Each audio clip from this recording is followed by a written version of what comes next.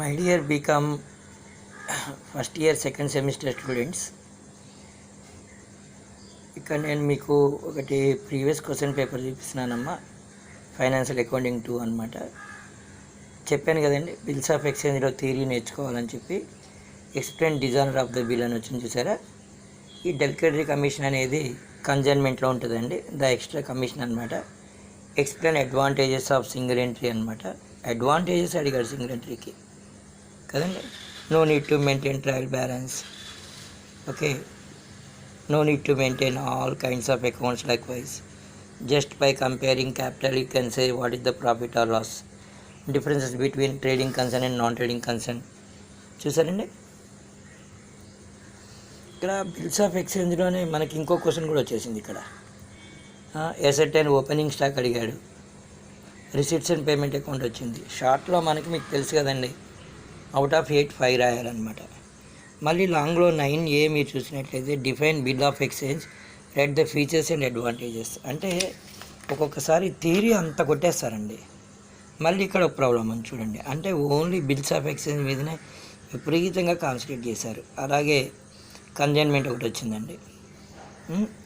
Praveen of Hyderabad కన్జైన్స్ to Vijay అని వచ్చింది చూసారా, అలెక్క చేయండి. దాని తర్వాత హరి ఆఫ్ హైదరాబాద్, ఇది ఇన్వాయిస్ ప్రైస్ వచ్చిందండి. కాస్ట్ 75,000 అయితే ఇన్వాయిస్ ప్రైస్ 1 lakh అవుద్దన్నమాట. 75,000 × 25/100, 100/75, ఓకే. అలా చేయండి best. What is joint venture, explain the differences between consignment and joint venture. చూడండి, మీకు ఏ డౌట్ నన్ను అడగండి, ఏం పర్లేదు, నేను చెప్తాను. ఓకేనా, చూసారా. తర్వాత సింగిల్ ఎంట్రీలో ప్రాబ్లం వచ్చింది చూసారా. Opening statement of affairs, closing statement of affairs, ఇవన్నీ కూడా. తర్వాత ఒకటి రిసీట్స్ అండ్ పేమెంట్ అకౌంట్ ఇచ్చారండి. ఇచ్చి income and expenses account and balance sheet చేయమన్నారు. Wish you all the best my dear students. Prepare well.